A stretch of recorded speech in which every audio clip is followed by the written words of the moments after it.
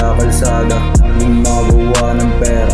Laging nasa kalsada, gumagawa ng pera. Laging nasa kalsada, gumagawa ng pera. Laging nasa kalsada, gumagawa ng pera.